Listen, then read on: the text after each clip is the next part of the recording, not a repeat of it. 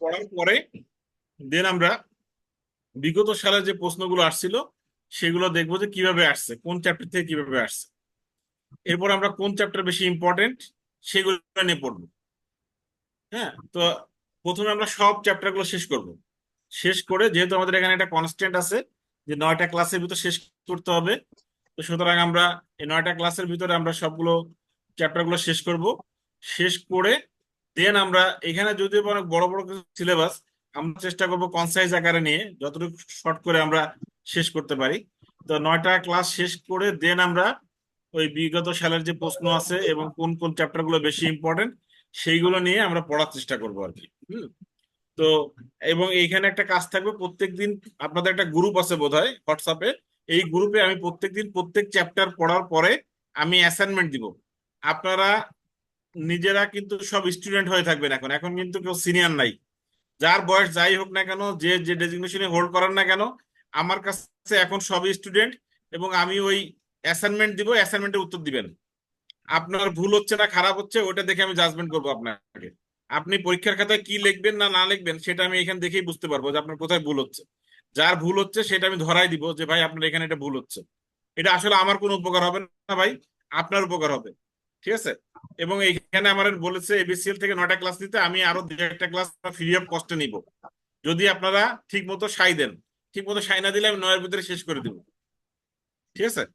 তো আমি এই যে আমাদের যে মডিউল গুলো আছে এই মডিউল গুলো কি কি আছে, এখানে 7টা মডিউল আছে, কি কি আছে কোন চ্যাপ্টারে কি কি আছে সব এখানে দিয়ে রাখছি প্রথমে। এরপরে দেওয়ার পরে আমরা আজকে ক্লাস শুরু করবো মডিউল 1 থেকে। তো প্রথম দিনের ক্লাস মোটামুটি বুঝতে পারছেন যে আসলে কিভাবে আমরা পড়াবো এবং কিভাবে পড়াইতে চাই। কেউ কোনো সমস্যা আছে যদি থাকে আমাকে বলেন। বুঝতে এই কথাটুকু বুঝতে কেউ মানে সক্ষম হন নাই, যদি না থাকেন আমাকে বলতে পারেন। কেউ কোনো রিকোয়ারমেন্ট থাকলে, কোনো সমস্যা থাকলে আমাকে বলতে পারেন।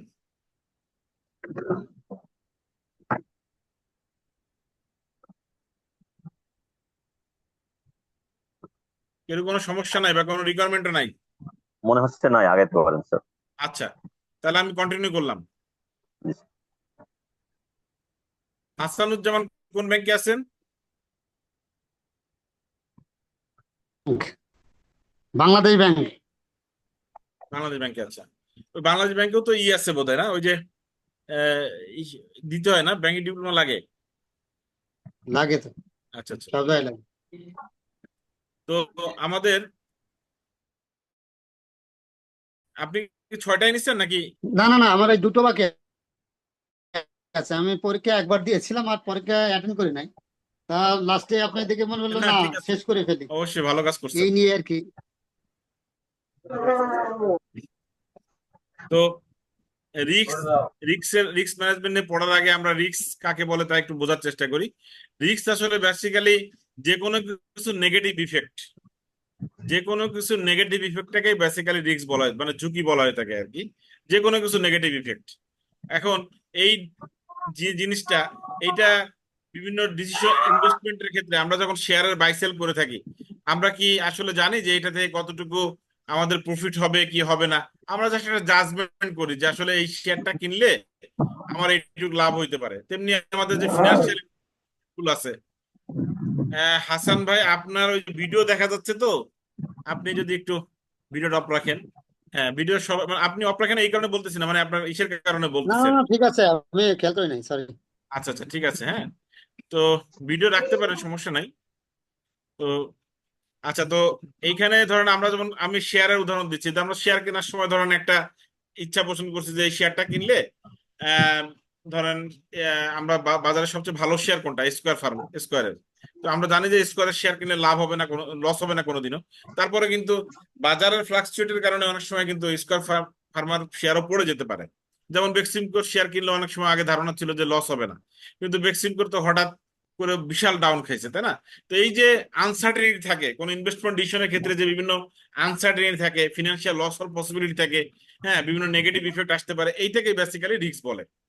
তাহলে রিস্ক কি জিনিস? রিস্ক হচ্ছে এই যে লাইনটা, risk is the refers to the degree of uncertainty or potential financial loss inherent in an investment decision. আমি যখন নোট দিয়ে থাকি, আপনারা নোটটা কাইন্ডলি একটু প্রিন্ট আউট দিয়ে নেবেন, এবং জি যারা আছে স্যার ওটা। ইংলিশে লিখবেন তারা এই যে মার্ক করে রাখলাম শুধু এক লাইনে লিখবেন যদি পরীক্ষা আসে, ডেফিনেশন অফ রিস্ক, আর কিচ্ছু লেখার দরকার নাই। এখন এইগুলো হচ্ছে ম্যাথের মতো মার্ক। হ্যাঁ, মানে এক কথায় সব উত্তর আছে। এখন অনেক সময় আপনার মনে হইতে পারে সারা জীবন বাংলা লিখে আসছেন, একটু আগের ক্লাসে দেখলাম একজন বলতেছে স্যার যদি ট্রান্সফার প্রাইসিং আসে 5 মার্কের তাহলে আমি কি লিখবো? আপনি ওই এক লাইন লিখলে হবে? আরে ভাই, 5 মার্ক আসুক আর 3 মার্ক আসুক, যাই আসুক ওই এক লাইনে লিখবেন, ঠিক আছে? আর বাংলায় লিখতে চাইলে অনেক লেখা লাগবে, খালি খালি দরকার নাই, ইংলিশে এক লাইন লিখলেই বোঝায়, ম্যাথের মতো মার্ক। আচ্ছা, এরপর রিস্ক ম্যানেজমেন্ট।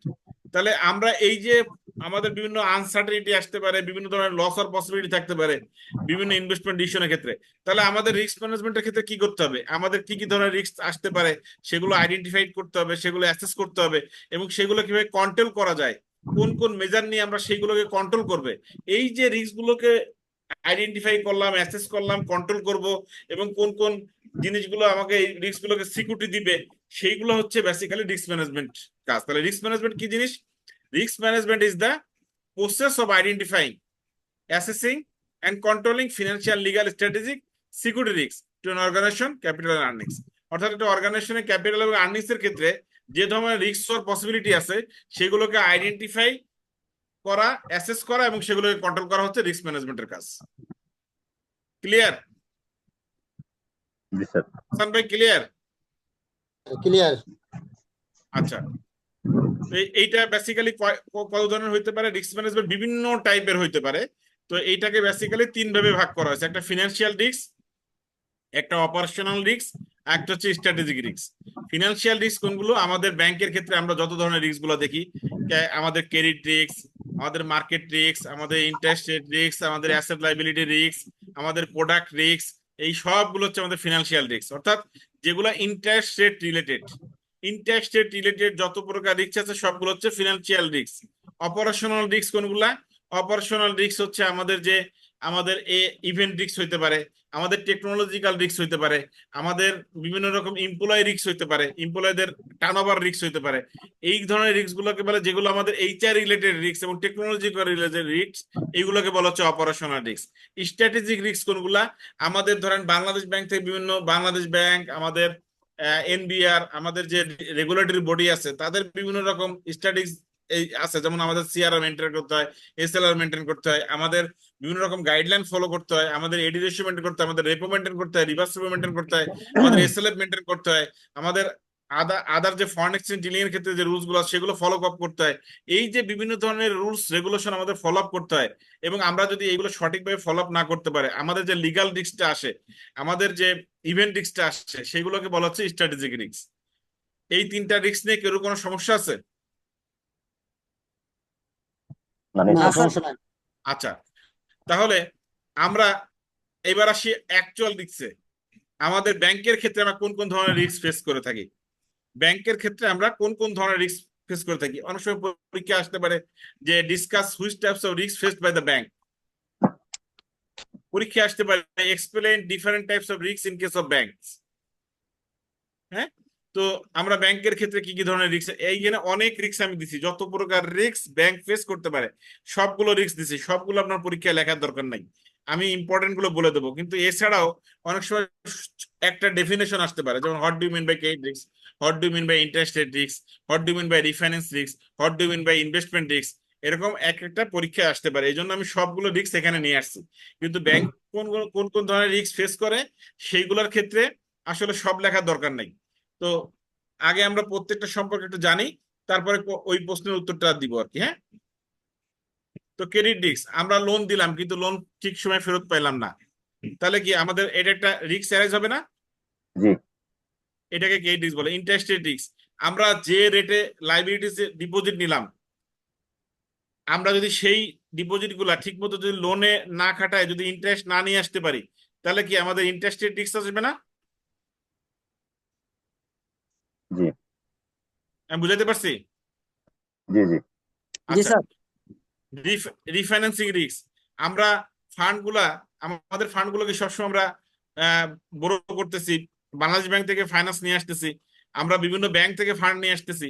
এখন সে ফান্ড গুলো আমরা ওভারফ্লো হয়ে গেল আমার ব্যাংকে বেশি পরিমাণ ক্যাশ থাকলো, কিন্তু আমি এই ফান্ডগুলোকে ডিপ্লয় করতে পারলাম না, মানি মার্কেটে খাটাতে পারলাম না, আমি কল মানিতে খাটাতে পারলাম না।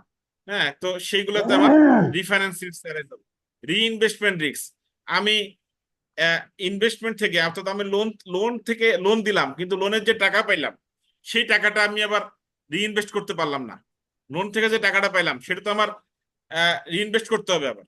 লোনের টাকাটা তো ডিপোজিট হিসেবে কালেক্ট হয়ে যাচ্ছে, কিন্তু সেটাকে তো আমি তো রিইনভেস্ট করতে পারলাম না। যদি রিইনভেস্ট সঠিকভাবে না করতে পারি তাহলে সেটা আবার রিইনভেস্টমেন্ট রিস্ক আসবে। মার্কেট রিস্ক, আমি মার্কেটে আমার যে কম্পিটিটর যারা আছে তারা একটা ইন্টারেস্ট রেটে বাজারের থেকে কাস্টমারদের কাছে ডিপোজিট কালেক্ট করতেছে এবং একটা ইন্টারেস্ট রেটে তারা ডিপোজিট দিচ্ছে, বাট আমি আমার অ্যাসেট লাইবিলিটি যে নিচ্ছি তাদের থেকে আমি সেই পরিমাণ অ্যাডজাস্ট করতে পারি নাই। আমি দেখা যাচ্ছে যে আমি তাদের থেকে কম রেটে ডিপোজিট দিচ্ছি, আমি কম রেটে বেশি রেটে লোন দিচ্ছি, তাহলে আমার ঠিক মতো ডিপোজিটও আসতেছে না, লোনও ঠিক মতো যাচ্ছে না, তাহলে এইটা আমার একটা মার্কেট রিস্ক অ্যারাইজ হবে।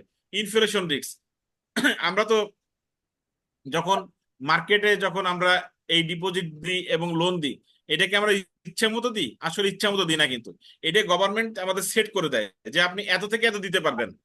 যেমন আমাদের আগে 6-9 বলে দিছিল, তেমনি এখন কিন্তু এটা 12 উঠাই দিচ্ছে, কিন্তু 12 উঠাই দিল, কিন্তু 5%-এর বেশি আমরা এই স্প্রেডটা রাখতে পারি না। What do mean by spread? Spread বোঝেন তো জি স্যার। কি জিনিস?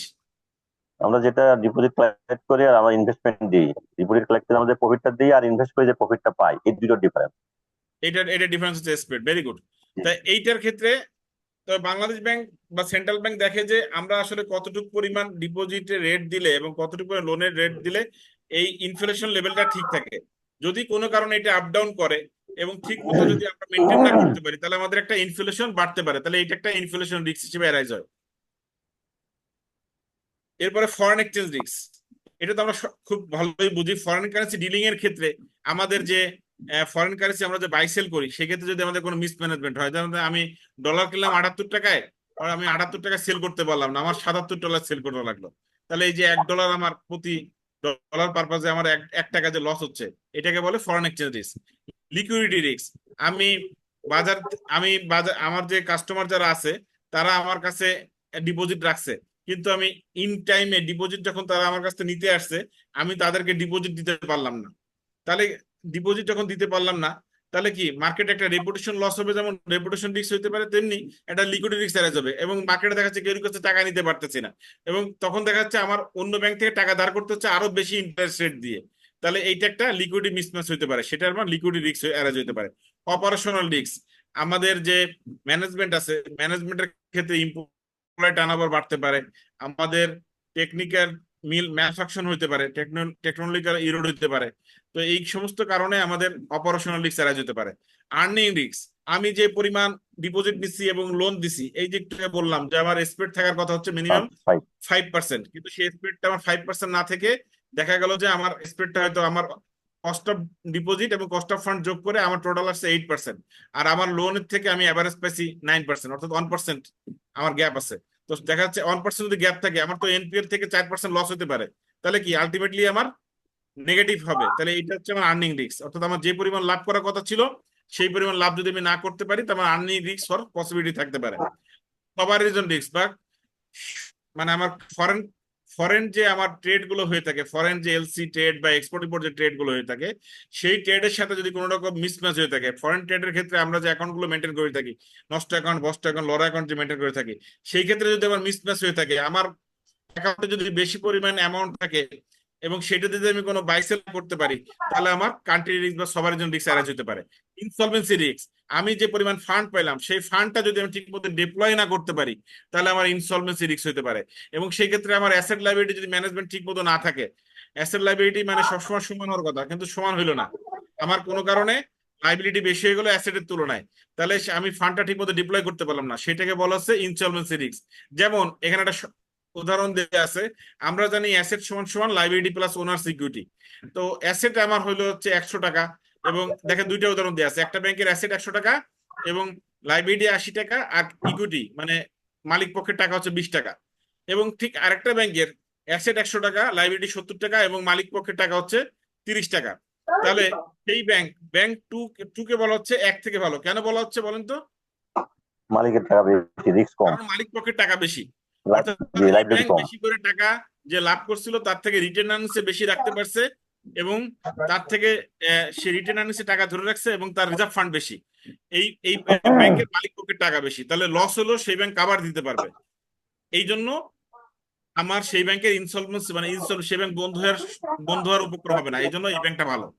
অফ ব্যালেন্স শিট রিস্ক, আমাদের যে কন্টিনজেন্ট যে কোয়ান্টা যে অফ ব্যালেন্স শিট, আমরা যে ফরেন এক্সচেঞ্জের ব্যাংকার অ্যাকসেপ্টেন্স দিয়ে থাকি, আমরা যে এলসি বিজনেস করে থাকি, এই সমস্ত ক্ষেত্রে যদি কোনো রিস্ক অ্যারাইজ হয় সেটাকে বলে off balance sheet risk.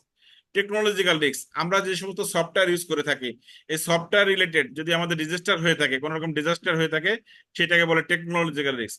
Financial risk, already আমি এটা বলে ফেলছিলাম প্রথমেই, যে আহ, আমরা যে বিভিন্ন ধরনের credit risk, liquidity risk, market risk, আমরা যে বিজনেস গুলো করে থাকি, আমরা যে ডিপোজিট নিয়ে লোন দিয়ে থাকি, যে financial related, interest rate related আমরা যে বিজনেস গুলো করে থাকি, এই ধরনের যদি কোনো রিস্ক অ্যারাইজ হয়ে থাকে সেটাকে বলে financial risk. Non financial risk কোনগুলো, যেটা আমাদের মানে ফিনান্সিয়াল ট্রানজেকশনের সাথে যে রিস্ক গুলো জড়িত না, যেমন আমাদের এইচআর রিলেটেড বিভিন্ন কার্যক্রম, আমাদের আইটি রিলেটেড বিভিন্ন রকম কার্যক্রম, আমাদের সাইবার সাইবার রিলেটেড বিভিন্ন রকম ট্রানজাকশন, আমাদের লিগাল এবং কমপ্লায়েন্স রিলেটেড বিভিন্ন রকম ট্রানজাকশন, এই রিলেটেড ট্রানজাকশন গুলো, লিগাল বডির যে ট্রানজাকশন গুলো হয়ে থাকে, এই রিলেটেড যে রিস্ক গুলো অ্যারাইজ হয়ে থাকে, সেগুলোকে বলে, আমাদের বিভিন্ন রিপোর্ট সাবমিট করতেছি, সেই রিপোর্ট থেকে যদি কোনো জরিমানা হয়ে থাকে, সেটা আমাদের রেপুটেশন রিস্ক হতে পারে, সেটাকে বলে non financial risk. Product risk, আমরা যে প্রোডাক্টটা লঞ্চ করলাম, সেই প্রোডাক্টটা মার্কেটে সেল করতে পারলাম না সঠিকভাবে, এটাকে বলে product risk. Enterprise risk, enterprise risk আসলে বেসিক্যালি নাথিং এলস, এটা হচ্ছে একটা এন্টারপ্রাইজের টোটাল যে risk, credit risk, market risk, interest risk, security risk এবং অপারেশনাল রিস্ক, এই যে 5টা রিস্ক আছে, এই রিস্কের কম্বিনেশন হচ্ছে এন্টারপ্রাইজ রিস্ক। এটা যে কোনো একটা অ্যারাইজ হলেই সে এন্টারপ্রাইজ রিস্ক হতে পারে। ফিডিলিটি রিস্ক, যদি কোনো কোম্পানির কোনো এমপ্লয় কোনো কিছু চুরি করে থাকে, যেমন ডিপোজিট রাখছে, সেই ডিপোজিট ব্যাংকার চুরি করছে, এটাকে বলা হচ্ছে ফিডিলিটি রিস্ক। ইভেন্ট রিস্ক, যে কোনো ধরনের ন্যাচারাল ডিজাস্টার যদি হয়ে থাকে, ব্যাংকের ন্যাচারাল ডিজাস্টার যদি হয়ে থাকে, ব্যাংকের যেমন ধরেন ব্যাংক থেকে কোনো চুরি হয়েছে, বা কোনো ন্যাচারাল ডিজাস্টারের কারণে, এই যে মাঝখানে বিভিন্ন সময় আমরা শুনছি বিভিন্ন ব্যাংকের এটিএম বুথ থেকে টাকা নিয়ে গেছে, বিভিন্ন রকম ডিজাস্টার হয়েছে, এই ধরনের কোনো যদি কোনো ইভেন্টের কারণে ব্যাংকের কোনো লস হয়, সেটাকে বলে ইভেন্ট রিস্ক। এই রিস্ক নিয়ে কেউ কোনো সমস্যা আছে কিনা? রিটার্ন করবো স্যার। আমি একটু স্যার ফাস্ট বলছি যদিও বা, তারপরেও বলেন। স্যার এই যে আওয়াজ শোনা যাচ্ছে, কেউ মিউট করে নাই হয়তো স্যার, এই জন্য ওই সাউন্ড গুলো বারবার বেশি আসছে স্যার, ক্লাস শুনতে একটু অসুবিধা হয়। লুৎফুর রহমান, ইসলামী ব্যাংক, ভাই জি একটু স্যার। মিট করে রাখেন। আচ্ছা ঠিক আছে স্যার।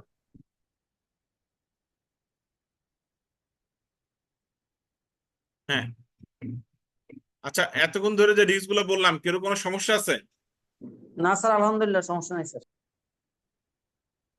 এরপর আপনারা একটা কাজ করবেন, সেটা হচ্ছে রেকর্ডিং ক্লাসটা নিবেন। রেকর্ডিং ক্লাসটা নিয়ে আপনারা এটা আবার রিপিট শুনবেন যদি কেউ কোনো জায়গায় গ্যাপ থাকে।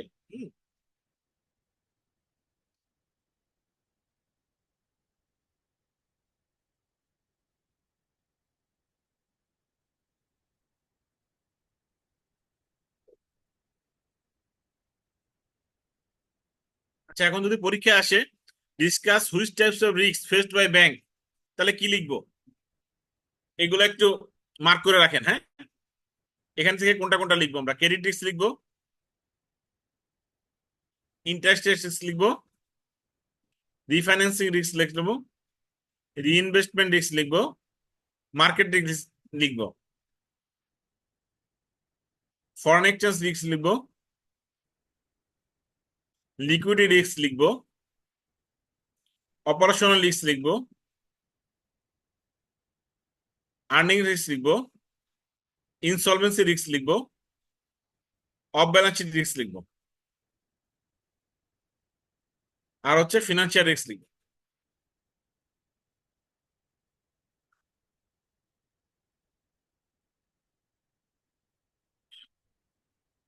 এই প্রত্যেকটা কিন্তু আবার ছোট ছোট করে সংজ্ঞায় আসতে পারে পার্টিকুলার ভাবে। হ্যাঁ,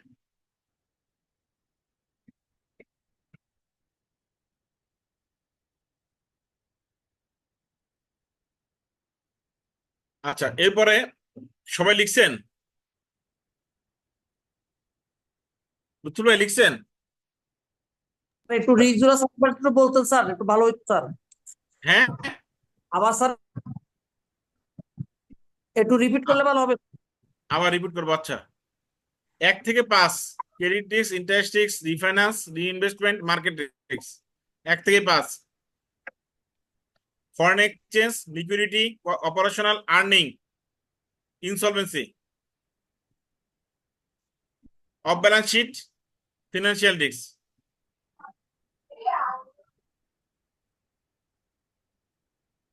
রতুল ভাই ঠিক আছে? থ্যাংক জি ইউ। জি স্যার, থ্যাংক ইউ। ঠিক আছে ভাই, হ্যাঁ। এখন যদি আসে পরীক্ষায় যে why is risk management important, তো রিস্ক ম্যানেজমেন্ট মানে আমরা কি জানি? যে কোনো ধরনের আনসার্টেনিটি বা যে কোনো ধরনের লস, তাই না? তাহলে এই লস থেকে আমরা যে কোনো ধরনের লস থেকে মুক্তি পাওয়ার জন্য, যে কোনো ধরনের আনসার্টেনিটি থেকে মুক্তি পাওয়ার জন্য, যে কোনো ধরনের লিকুইডিটি ক্রাইসিস থেকে মুক্তি পাওয়ার জন্য, যে কোনো ধরনের ক্রেডিট রিস্ক থেকে মুক্তি পাওয়ার জন্য, যে কোনো ধরনের ইন্টারেস্ট রেট থেকে মুক্তি পাওয়ার জন্য, যে কোনো ধরনের অ্যাসেট লাইবিলিটি মিসম্যানেজমেন্ট থেকে মুক্তি পাওয়ার জন্য, যে কোনো ধরনের প্রফিট লস থেকে মুক্তি পাওয়ার জন্য আমাদের রিস্ক ম্যানেজমেন্ট খুব ইম্পর্টেন্ট। এটা কি আর পড়ার দরকার আছে? ঠিক আছে, এটা বলেন। এটা তো নিজেরা বানায় লিখতে পারবো ইনশাল্লাহ। হাসান ভাই কি বলেন? হ্যাঁ ঠিক আছে, কিছু তো আপনার পোটেনশিয়াল অ্যাপ্লাই করতে হবে, হ্যাঁ, নিজের কিছু বুদ্ধিমত্তা তো অ্যাপ্লাই করতে হবে, সব তো হ্যাঁ, ওই ওই বুদ্ধিতে অ্যাপ্লাই করে দিলাম আর কি। আচ্ছা, তো রিস্ক ম্যানেজমেন্ট থেকে মানে এই রিস্ক ম্যানেজমেন্টের প্রিরিকুইজিট কি, মানে আমরা কিভাবে এটা থেকে মুক্তি পেতে পারি বা কিভাবে আইডেন্টিফাই করতে পারি, কিভাবে কন্ট্রোল করতে পারি, কিভাবে অ্যাসেস করতে পারি, আসলে কন্ট্রোল করার উপায়টা কি, আমরা কি কি অনুমতি শর্তগুলো নিলে আসলে এইগুলো থেকে মুক্তি পেতে পারি? আমাদের কি করতে হবে? আমাদের সলিড অ্যাকাউন্টিং এবং ডিসক্লোজার স্ট্যান্ডার্ড থাকা লাগবে। আমাদের to measure risk to country must have solid accounting and disclosure standard that provide accurate, relevant, comprehensive and timely information. মানে আমরা এমন একটা আমাদের স্ট্যান্ডার্ড থাকা লাগবে, অ্যাকাউন্টিং লিগ্যাল স্ট্যান্ডার্ড থাকা লাগবে, যেখান থেকে আমরা সঠিক তথ্য পেতে পারি এবং টাইমলি ইনফরমেশন পেতে পারি, যাতে আমরা আমাদের রিস্ক গুলো মেজার করতে পারি। ঠিক আছে? এবং যদি আমাদের এই অ্যাকুরেসি এবং রিলিভেন্ট এবং টাইমলি ইনফরমেশন পাওয়ার জন্য, এবং সেগুলো আমরা পাইলাম এবং সেগুলো ঠিক আছে কিনা, সেজন্য আমাদের অ্যাকচুয়াল একটা অডিটিং সিস্টেম থাকা লাগবে। শুধু আমরা যে পাইলে হবে না, আমাদের এইগুলো এই অ্যাকুরেসি করার সিস্টেমটা যে ঠিক আছে, সেজন্য অডিট করার জন্য একটা ফার্দার বডি থাকা লাগবে। যেমন আমরা ব্যাংকে কাজ করি, আমাদের যেমন ইন্টারনাল এক্সটার্নাল আসে, তাই না? আমরা যে কাজগুলো করি সেগুলো দেখার জন্য আমাদের ইন্টারনাল যেমন অডিটর আছে, এক্সটার্নাল কিন্তু আমাদের আসে। এটা কি আমাদের হেল্প হয়, আমাদের রিস্কটা কিন্তু অ্যাকচুয়ালি মিনিমাইজ হয়। আমরা অনেক সময় চিন্তা করে থাকি যে এই বিভিন্ন অথরিটি আসে আমাদেরকে অডিট করার জন্য, এটা আমাদের জন্য হয়তো অনেক সময় খারাপ লাগতে পারে, কিন্তু আসলে আপনার প্রতিষ্ঠানের অ্যাকচুয়াল চিত্রটা কিন্তু তারাই তুলে ধরবে, আপনার কোনো ভুল ভ্রান্তি আছে কিনা।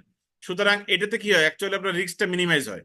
আপনি পরবর্তীতে এটার মাধ্যমে জানতে পারেন যে হ্যাঁ আপনার রিস্কটা কম থাকবে। তাহলে আপনার কি প্রথমত কি থাকবে, আপনার সলিড অ্যাকাউন্টিং এবং ডিসক্লোজার স্ট্যান্ডার্ড থাকা লাগবে। এরপরে আপনার ভালো একটা অডিট সিস্টেম থাকা লাগবে। এরপরে কি থাকা লাগবে, আপনার যে বোরোয়ার আছে তাদের থেকে আপনার সঠিকভাবে ইনফরমেশন গুলো কালেক্ট করতে হবে, যাতে আপনার ক্রেডিট রিস্কটা না হয়। সেজন্য আপনার কি সিআইবির ইনফরমেশন গুলো সঠিকভাবে কালেক্ট করতে হবে। তাহলে কি করতে হবে, আমার রিলায়েবল ইনফরমেশন নিতে হবে কোথা থেকে? সিআইবি থেকে সঠিকভাবে কালেক্ট করতে হবে ডাটাগুলো। এই যে প্রথম যে তিনটা আছে, এই তিনটা হচ্ছে মাস্ট।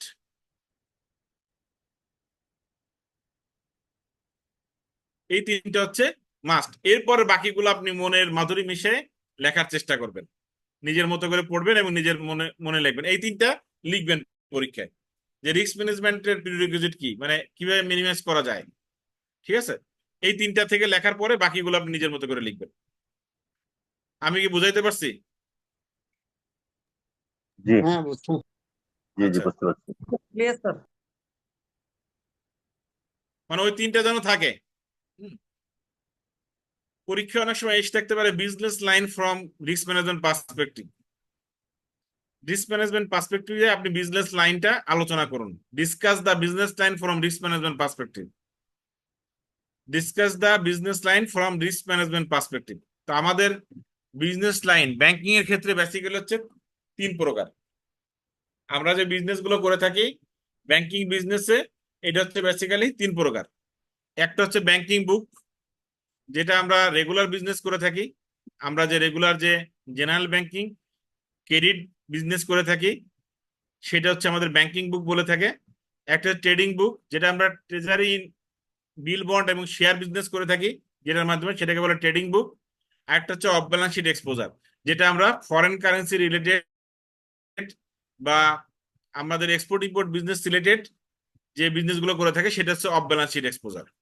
এখন এই এই বিজনেস লাইনের সাথে রিস্ক ম্যানেজমেন্টের পার্সপেক্টিভটা কিভাবে হয়ে থাকে, যেমন ধরেন আমরা যদি ডিপোজিট কালেক্ট করে থাকি এবং ডিপোজিটের যদি আমাদের কাস্টমার আসলো, সেই ক্ষেত্রে যদি আমরা ডিপোজিট সঠিকভাবে না দিতে পারি, তাহলে সেটা আমাদের কি রিস্ক অ্যারাইজ হয়, একটু আগে কিন্তু পড়ে আসছে। ডিপোজিট দিতে পারলাম না, কাস্টমার স্যার আসলো, এটা আমাদের স্যার রেপুটেশন রিস্ক হবে। ইয়া স্যার, এই যে রেগুলার বিজনেসে যে কাজটা এটা হবে আর কি, ব্যাংকিং। আমাদের ডিপোজিট মানে কাস্টমার আসলো কিন্তু আমরা ডিপোজিট দিতে পারলাম না, স্যার লিকুইডিটি লিকুইডিটি রিস্ক। কে বলছে? Rimpi, very good, thank you. এইবার কাস্টমারকে লোন দিলাম কিন্তু কাস্টমার লোন ফেরত দিতে পারলো না, কি রিস্ক অ্যারাইজ হবে? রিস্ক, ক্রেডিট রিস্ক, হ্যাঁ, ক্রেডিট রিস্ক। Credit risk. আচ্ছা, তাহলে এবং আমরা যে ডিপোজিট নিলাম এবং লোন দিলাম, এই দুইটার মধ্যে যদি কোনো গ্যাপ হয়, তাহলে কি রিস্ক অ্যারাইজ হবে? Sir interest rate. Interest rate deposit নিলাম এবং লোন দিলাম, এই দুইটার মধ্যে মিসম্যানেজমেন্ট হইলো, এই অ্যাসেট এবং লাইবিলিটির মধ্যে মিসম্যানেজমেন্ট হলো, তাহলে কি রিস্ক অ্যারাইজ হবে? আর্নিং রিস্ক হবে। আর্নিং রিস্ক হবে। Very good. তো এই যে ব্যাংকিং বুক কি বললাম? ব্যাংকিং বুক হচ্ছে আমাদের বেসিক্যালি আমরা যে ডিপোজিট গুলো দিই, বিভিন্ন যে বড় করি, যে লোন গুলো দিই, সেইগুলো হচ্ছে বেসিক্যালি আমাদের রিটেল ব্যাংকিং যে ট্রানজাকশন, সেটাকে বলা হচ্ছে ব্যাংকিং বুক। এই ব্যাংকিং বুকের ভিতরে কোনো সময় যদি আমাদের লিকুইডিটি যদি শর্টফল হয়, তাহলে সেটা অ্যারাইজ হয়ে হচ্ছে আমাদের লিকুইডিটি রিস্ক। যদি আমরা টাকা না দিয়ে টাকা যদি না পাই, তাহলে সেটাকে বলে ডিফল্ট রিস্ক বা ক্রেডিট রিস্ক। ঠিক আছে, তাহলে এইটাকে মোটামুটি বোঝা গেছে ব্যাংকিং বুকের ক্ষেত্রে কোন ধরনের রিস্ক গুলো আসে। জি, বোঝা গেছে। আচ্ছা, তাহলে ট্রেডিং বুকে আমরা কি বলছিলাম?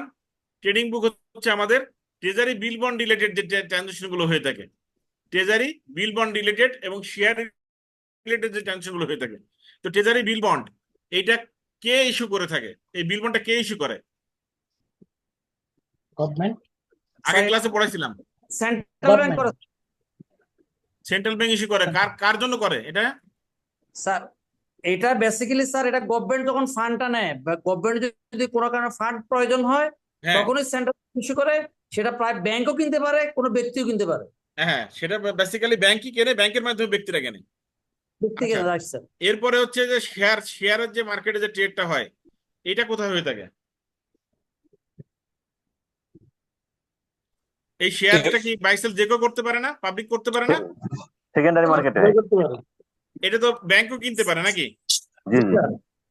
তাহলে এই ক্ষেত্রে যদি ব্যাংকের কোনো লস হয়, বা এই যে গভর্নমেন্ট ফান্ড রেজ করলো, ব্যাংক এই যে শেয়ার বন্ডগুলো কিনলো এবং ব্যাংক কাস্টমার কাছে বিক্রি করলো, কিন্তু ব্যাংকের যে মার্ক টু মার্কেট সিস্টেম করে দেখা গেলো যে ব্যাংক যে প্রাইসে কিনছে সেই প্রাইসে সে বিক্রি করতে পারতেছে না, তাহলে ব্যাংকের যে মার্ক টু মার্কেটে লস হচ্ছে। ব্যাংক যে শেয়ার কিনলো, শেয়ার কিনে যে ব্যাংক আপনার শেয়ার কিনছে কিন্তু ব্যাংকের লস হলো, এটা কি? তাহলে এই যে লস গুলো হয়, এটাকে বলা হচ্ছে মার্কেট রিস্ক। তাহলে ট্রেডিং বুকের সাথে আমাদের কি রিস্ক জড়িত? মার্কেট রিস্ক জড়িত। মার্কেটে। আচ্ছা, এবার আসেন অফ ব্যালেন্স শিট। তাহলে অফ ব্যালেন্স শিট আমি কি বলছিলাম? যে আমাদের বিভিন্ন রকম ফরেন এক্সচেঞ্জ ডিল গুলো হয়ে থাকে, আমাদের এক্সপোর্ট ইম্পোর্ট বিজনেস গুলো যেগুলো হয়ে থাকে, আমাদের যে কন্ট্রা আইটেম যে বিজনেস গুলো হয়ে থাকে, তাই না? তো এই ক্ষেত্রে অফ ব্যালেন্স শিটের আইটেমের ক্ষেত্রে আমাদের কিন্তু দেখবেন অফ ব্যালেন্স শিটের ফরেন এক্সচেঞ্জ যে ডিল গুলো হয়ে থাকে, ফরেন এক্সচেঞ্জ ডিলের ক্ষেত্রে আমাদের ইন্টারেস্ট রেট আছে না? ডলারের যদি আপ ডাউন হয়, ডলার রেট যদি আপ ডাউন হয়, তাহলে কি ইন্টারেস্ট রেট আসবে না? এখানে অফকোর্স আসবে তো। ইন্টারেস্ট রেট আসবে। আচ্ছা, তাহলে ফরেন এক্সচেঞ্জের ক্ষেত্রে কিন্তু দেখা যাচ্ছে যে যদি আমরা ঠিকমতো ডিল না করতে পারি, আমাদের ট্রেজারি ডিপার্টমেন্টের একটু আগে পড়াইছিলাম যে ইন্টিগ্রেট ট্রেজারি ডিপার্টমেন্ট 3 ভাগে বিভক্ত, একটা ফ্রন্ট অফিস, মিড অফিস এবং ব্যাক অফিস। তো ফরেন এক্সচেঞ্জের ক্ষেত্রে যে ফ্রন্ট অফিস আছে, তারা যে ফরেন কারেন্সি বাই সেল করবে, সেই ক্ষেত্রে তারা যদি সঠিকভাবে ডিল না করতে পারে, তাই না, তাদের ডিলিং এ যদি সমস্যা হয়, তাহলে কি সেটা ক্ষেত্রে আমাদের যে ইন্টারেস্ট রেটটা রিস্ক রিস্ক অ্যারাইজ হবে, আমাদের অ্যাসেট লাইবিলিটি মিসম্যানেজমেন্ট হবে, সেই ক্ষেত্রে আমাদের লিকুইডিটি রিস্কটা অ্যারাইজ হবে, এবং আলটিমেটলি আমাদের ডিফল্ট রিস্কটা অ্যারাইজ হবে, এবং আলটিমেটলি আমাদের অপারেশনাল রিস্ক অ্যারাইজ হবে। তাহলে অপারেশন রিস্কের ক্ষেত্রে কিন্তু আমাদের সবগুলো রিস্কই অ্যারাইজ হয় অফ ব্যালেন্স শিট রিস্কের ক্ষেত্রে। ভাই মিউট করে রাখেন সবাই, সবাই কিন্তু মিউট করে রাখেন, হ্যাঁ? যদি কেউ কথা বলতে হয় তাহলে একজন বলেন। অঞ্জন মিউট করে রাখেন, অঞ্জন। এই বিজনেস লাইন তিনটার ক্ষেত্রে বোঝা গেছে, ব্যাংকিং বুক, ট্রেডিং বুক এবং অফ ব্যালেন্স শিট এক্সপোজারটা কি জিনিস তিনটা পারবো লিখতে? হাসান ভাই আছেন নাকি? আছে, পারবো ইনশাল্লাহ। পারবেন স্যার ইনশাআল্লাহ না? ট্রেডিং হাসান বুকটা ভাই একটু আবার পড়া কি বলুন স্যার। কঠিন লাগতেছে না সোজা লাগতেছে? বোঝা আছে, আমার রিলেটেড সাবজেক্ট ছিল, আসলে প্রচন্ড প্রেসারে আছি তো, সারাদিন অফিস হ্যাঁ, মিটিং, এখন মাত্র এসে আছে ক্লাসে ঢুকলাম, আচ্ছা আচ্ছা একটু আহ, আচ্ছা। এরপর হচ্ছে এই যে এতক্ষণ ধরে যে রিস্ক কালচার আর কি, হ্যাঁ? তো রিস্ক যে আমরা এতক্ষণ ধরে আলাপ করলাম, এই যে বিভিন্ন ধরনের রিস্ক নিয়ে যে আলাপ আলোচনা করলাম, হ্যাঁ, তো রিস্ক নিয়ে যে আলাপগুলো করলাম, এই রিস্ক গুলাকে আমরা যে আইডেন্টিফিকেশন করব এবং ম্যানেজমেন্ট করবো, অ্যাসেসমেন্ট করব, হ্যাঁ? তো সেটা ধরেন ওই যে কালচার টিস্যু বলে না, ওই যে ডিএনএ টেস্ট করা বলে না, হ্যাঁ ডিএনএ কালচার ধরে ধরে টেস্ট করা বলে যে কোষ কোষ দেখা আর কি, কোষ, কোষ। বিভিন্ন কোষ ধরে ধরে দেখা। এখন আমাদের যে আমরা যে বিভিন্ন ধরনের আমরা যে কাজগুলো করি, আমরা বিভিন্ন ধরনের ডিপোজিট নিয়ে কাজ করি, বিভিন্ন ধরনের লোন নিয়ে কাজ করি, আমরা বিভিন্ন ধরনের ফরেন এক্সচেঞ্জ ডিলিং নিয়ে কাজ করি। এখন এই আমরা জানি যে হ্যাঁ আমাদের রিস্ক আইডেন্টিফিকেশন করতে হবে, আমাদের ম্যানেজমেন্ট করতে হবে, অ্যাসেসমেন্ট করতে হবে, কিন্তু আমাদের এই রিস্ক গুলা কোন সবগুলো কি একইভাবে অ্যাটিটিউড করে? রিস্ক ভ্যারি করে না? মনে করেন যে আমাদের যখন বিএনপি সরকার ক্ষমতা ছিল তখন তার পলিসি ছিল একরকম, আমাদের যখন আওয়ামী লীগ সরকার পলিসি ছিল তার পলিসি ছিল একরকম, এখন বর্তমান যে সরকার আসছে তার পলিসি একরকম। তাহলে আপনি যদি রিস্ক আইডেন্টিফিকেশন করে অ্যাসেসমেন্ট করবেন এবং ম্যানেজমেন্ট করতে যাবেন, সব পলিসি যদি একই রকম ভাবে করেন, আপনার কিন্তু তাহলে রিস্কটা মিনিমাইজ হবে না। আপনাকে বুঝতে হবে রিস্কের অ্যাটিটিউডটা কি, মানে কোন কোন ধরনের রিস্ক অ্যারাইজ হইতে পারে। আপনাকে টোটাল রিস্কের অ্যাটিটিউডটা বোঝা লাগবে এবং তার বিহেভিয়ার গুলো বোঝা লাগবে। যেমন আপনার কাছে যে কাস্টমার গুলো আসে, সব কাস্টমার কি একরকম? প্রত্যেকটা ওটাই কাস্টমার পারবো না, ভিন্ন না? প্রত্যেকটা ভিন্ন। আমরা এইখানে যে আমরা 20 জন ক্লাস করতেছি, 20 জনের অ্যাটিটিউড কিন্তু 20 রকম। অফকোর্স। তো মনে করেন আপনারা যদি আমার সামনে থাকতেন, আমার যারা পুরনো স্টুডেন্ট আছে তাদের অ্যাটিটিউড আমি বুঝে ফেলছি তারা কেমন, মোটামুটি আমার একটা আইডিয়া হয়ে গেছে যে ওরা কেমন অ্যাটিটিউড করতে পারে বা ওদের কি দরকার বা কি নিড দরকার। কিন্তু এখন যারা নতুন স্টুডেন্ট আছে তাদের কিন্তু ফুল অ্যাটিটিউড আমি এখনো বুঝতে পারি নাই। আর আপনারা যদি আমার সামনে থাকতেন, আপনাদের চেহারা দেখে মোটামুটি বা লেখার ধরন দেখে বুঝতে পারতাম আপনারা কে কেমন করবেন বা আপনাদের কি ইমপ্রুভমেন্ট দরকার। তো এই জন্য আপনাদের তো প্রত্যেকের জন্য হয়তো প্রত্যেকের পার্টিকুলার অ্যাটিটিউড আলাদা, প্রত্যেকের বিহেভিয়ার আলাদা, এই জন্য প্রত্যেকের ট্রিটমেন্ট আলাদা দিতে হবে। এই ট্রিটমেন্ট আলাদা দেওয়ার জন্য আমি প্রথমে বলছি কি যে প্রত্যেকটা ক্লাস শেষে আমি একটা করে অ্যাসাইনমেন্ট দেবো গ্রুপে। তো সেই অ্যাসাইনমেন্ট গুলো আপনাদের কাছ থেকে ফিডব্যাক চাইছি, এবং সেটা দেখে আমি বুঝবো যে আসলে আপনি কতটুকু বুঝছেন এবং আপনি পরীক্ষায় কিভাবে ডেলিভার দেবেন। সেটা থেকে আমি আবার আপনার বলেও দিব, অনেক সময় গ্রুপে লিখে দিব বা ফোন দিয়েও বলতে পারি যে ভাই আপনার আসলে এইখানে ভুল হয়েছে, এটা আপনি এইভাবে লিখবেন। এটা আমি আগেও করে থাকছি, হ্যাঁ। এই যে প্রত্যেকটা স্টুডেন্ট ধরে, প্রত্যেকটা কাস্টমার ধরে আমি যখন তার অ্যাটিটিউডটা, তার বিহেভিয়ারটা দেখার জন্য আমরা যে সিটিআর করি, এসটিআর করি, হ্যাঁ, আমরা যে টিপি করি, আমরা যে রিস্ক আইডেন্টিফিকেশন করি >15, আমরা অ্যাকাউন্ট ওপেনিং করার সময়, আমরা এএমএল করার সময় সিটিআর এসটিআর করি, আমরা বামেলকো, আমরা ডিক্যামেলকো করি, হ্যাঁ, সেই রিস্ক মিনিমাইজ করার জন্য। এই যে প্রত্যেক কাস্টমারের অ্যাটিটিউড বুঝি, প্রত্যেক কাস্টমারের বিহেভিয়ারটা বুঝে আমরা যে স্ট্র্যাটেজিক্যালি রিস্ক আইডেন্টিফিকেশন করি এবং ম্যানেজমেন্ট করি এবং অ্যাসেসমেন্ট করি উইদিন দ্য অর্গানাইজেশন, সেটাকে বলা হচ্ছে রিস্ক কালচার। বোঝা গেছে? হ্যাঁ বুঝছি ভাই। অনেকগুলো উদাহরণ দিয়ে বুঝাইছি, যদি কোনো সমস্যা কালচার থাকে কালচারটা একটু ইয়ে করলে তো বোঝা যাচ্ছে আর কি, হিডেন মিনিংটা। তা বোঝা যাচ্ছে, হয়তো অনেকেই বুঝতে পারে না। তো এইখানে তাহলে যদি সংজ্ঞা লিখতে হয় তাহলে এই সংজ্ঞাটুকু আমরা লিখবো। খোলাসা হয়েছে, সুন্দর পরিষ্কার হয়েছে, আশা করি সবার হ্যাঁ কাছে পরিষ্কার হয়েছে। এখানে আরেকটু ওই যে আমি রিস্ক অ্যাটিটিউড এবং বিহেভিয়ারের কথা বলছিলাম, যদি পারেন একটু একটু অ্যাড করে দিয়েন। আচ্ছা, এরপর হচ্ছে রিস্ক স্ট্র্যাটেজি।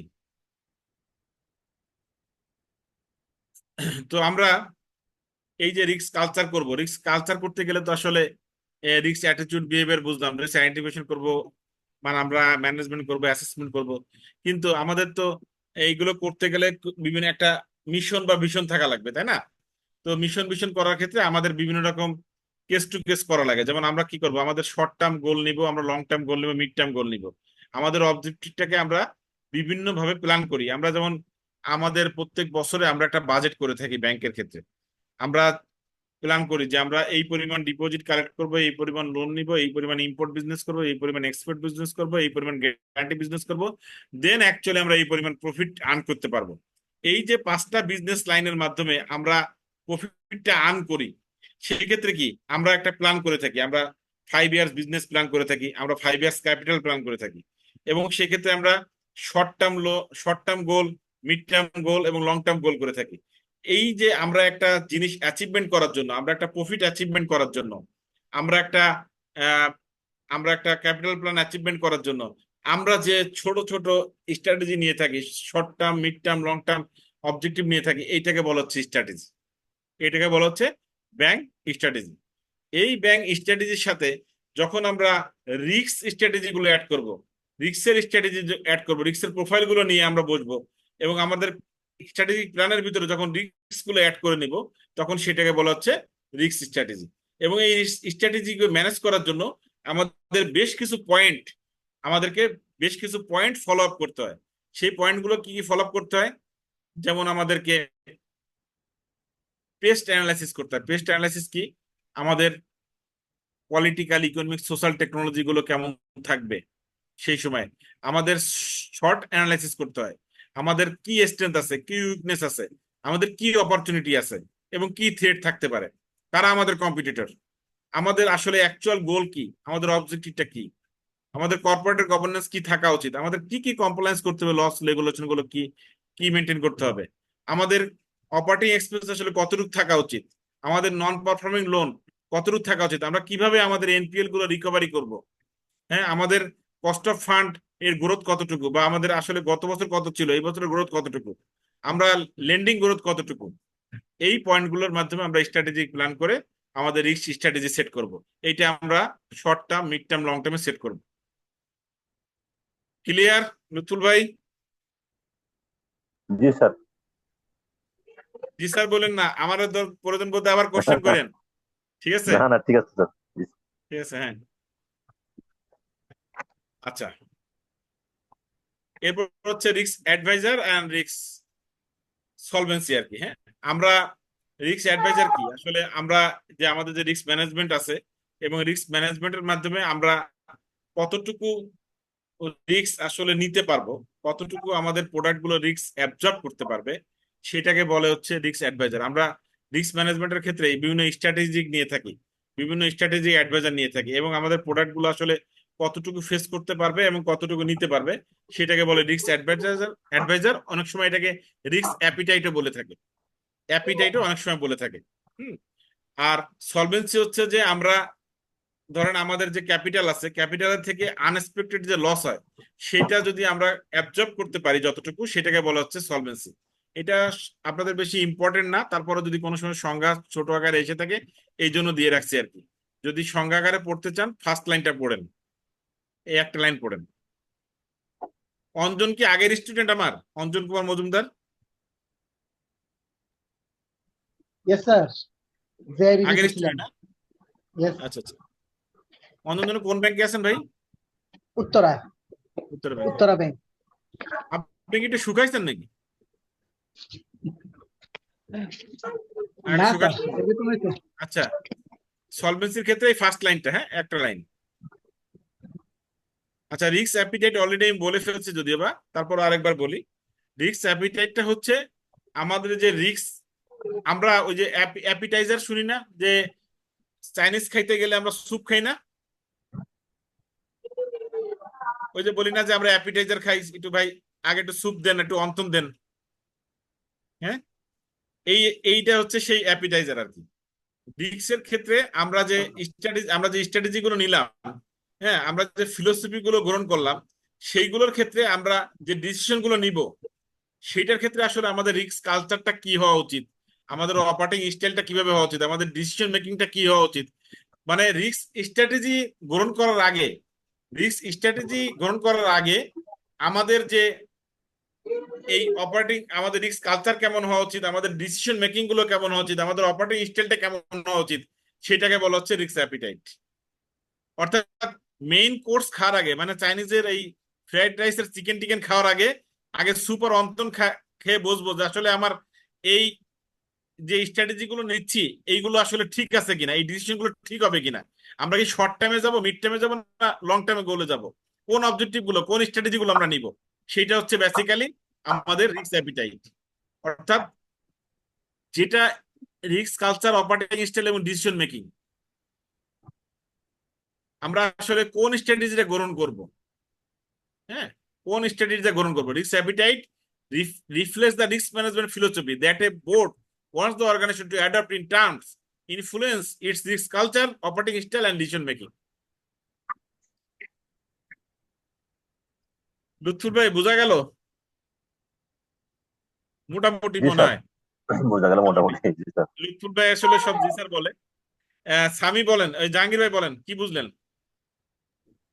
স্যার রিস্ক অ্যাপিটাইটার হলো আমাদের যখন আমরা রিস্ক গুলো নেওয়ার আগে প্রিকশনারি কি নিচ্ছি, অর্থাৎ এই রিস্কটা আমার আমরা রিস্ক স্ট্র্যাটেজি অ্যাডপ্ট করার আগে। জি জি জি বলেন। মানে আমি স্যার একটু মানে কিছু মানে এটা কি বলে যে, ভারী কিছু নেওয়ার আগে হালকা কিছু খেয়ে নিচ্ছি আর কি স্যার, এই বিষয়টা এরকম আর কি।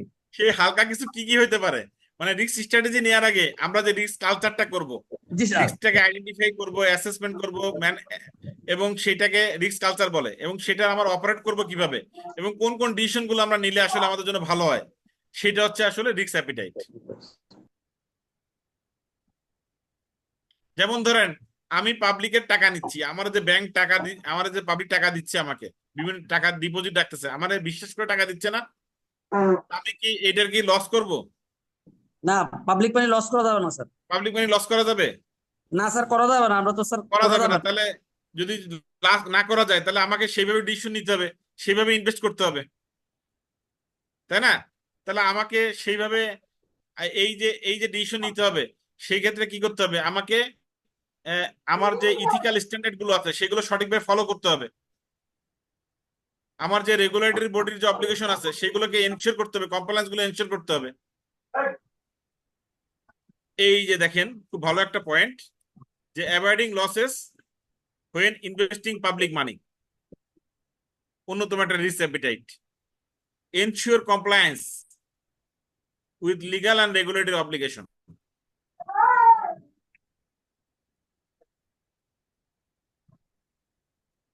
বুঝা গেছে জাহাঙ্গীর ভাই? জি স্যার। অঞ্জন, কোনো সমস্যা আছে ভাই?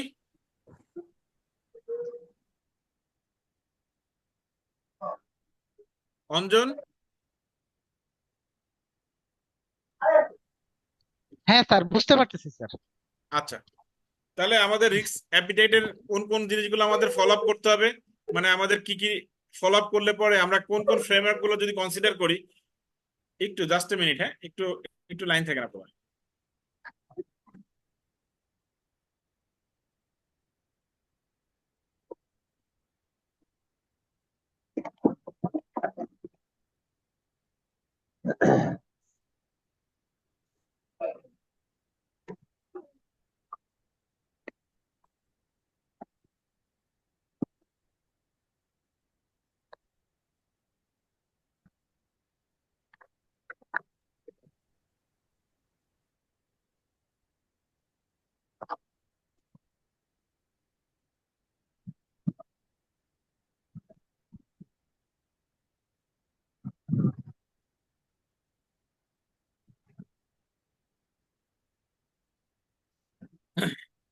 তাহলে আমার এই রিস্ক অ্যাপিটাইট ফ্রেমওয়ার্কটা কিভাবে হওয়া উচিত? আমাদের বোর্ড থেকে একটা অ্যাপ্রুভ থাকতে হবে যে আমরা মিনিমাম আমাদের যে রিস্ক গুলো আছে সেগুলো আমরা মিনিমাম বছরে একবার হলেও এটা রিভিউ করব, এবং সেটা বোর্ড থেকে অ্যাপ্রুভ করে নেব। যদি কোনো কিছু নতুন কিছু অ্যাড করা লাগে সেটা অ্যাডপ্ট করব। আমাদের স্টেক হোল্ডার যারা আছে, আমাদের যারা deposit holder, loan holder, share holder যারা আছে, তাদের কি ডিমান্ড আছে, অর্গানাইজেশনের প্রতি তাদের কি ডিমান্ড আছে, সেটা আমরা আইডেন্টিফাই করার চেষ্টা করব। আমরা আমাদের যে রিস্ক গুলো আলটিমেটলি হইতে পারে এবং অন্যান্যদের কোনো রিস্ক অ্যারাইজ হচ্ছে কিনা, আমাদের যারা কম্পিটিটর আছে সেটা যদি এসে থাকে সেগুলো সর্ট আউট করবো এবং সেটাকে কিভাবে মিনিমাইজ করা যায় সেটাকে আমরা আলাপ আলোচনা করবো, সর্ট আউট করবো এবং আলাপ আলোচনা করে সেটা কিভাবে করা যায় সে আইডেন্টিফাই করবো। আমরা রিস্ক গুলাকে কি করব, আমরা রিস্ক গুলাকে রেজিস্টার করব এবং স্পেসিফিক ডেফিনেশন কি এবং রিস্কের ওনার কারা, কোন কোন কারণে আমাদের রিস্ক গুলো হয়েছে সেগুলোকে মেজার করব এবং সেগুলো জাজমেন্ট করে সেটাকে আমরা মিনিমাইজ করব। তো প্রথমত এই তিনটা পয়েন্ট, এই এই সরি চারটা পয়েন্ট, এই চারটা পয়েন্ট হচ্ছে আমাদের রিস্ক অ্যাপিটাইটের framework. Which matter to be consider risk appetite framework, এই চারটা পয়েন্ট।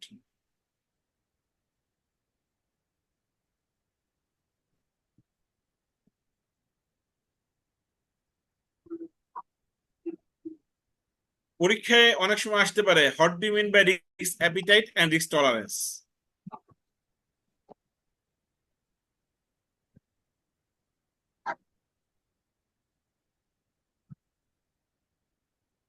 তো রিস্ক অ্যাপিটাইটটা কি জিনিস? Can be defined as boundary line set expectation, যেটা আমাদের কি করে, যেটা আমাদের রিস্ক কালচার করে এবং ডিসিশন মেকিং এ সাহায্য করে।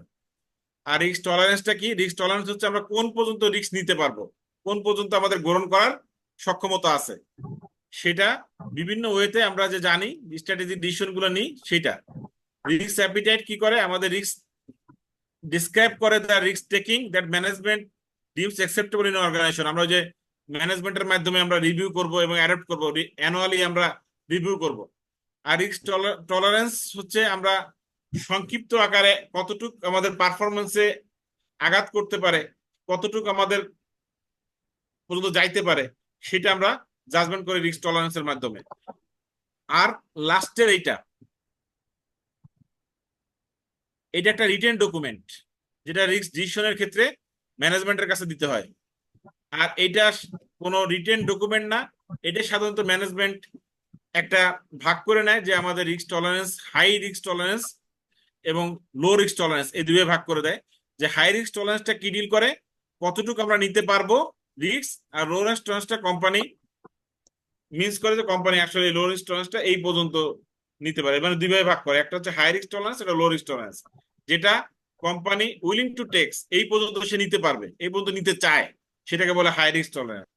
আর লো রিস্ক টলারেন্স তো নর্মালি যেটা কোম্পানি নর্মালি থাকবেই, সবসময় যে কোনো কিছু বিজনেসের ক্ষেত্রে রিস্ক থাকবেই।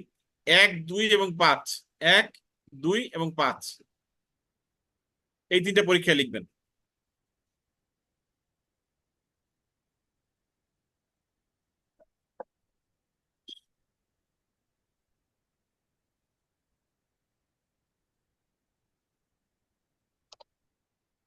এর কোনো ক্রেডিটের ক্লাস আছে আজকে? আচ্ছা স্যার, আছে। আচ্ছা, এই লিঙ্কে বোধহয় ক্রেডিটের ক্লাসটা হবে। হ্যাঁ, যারা ক্রেডিট ক্লাস করবেন তারা এই লিঙ্কে থাকেন। আর আজকের মতো রিস্ক ম্যানেজমেন্ট ক্লাস এখানে শেষ করতেছে। স্যার। ভালো থাকবেন সবাই।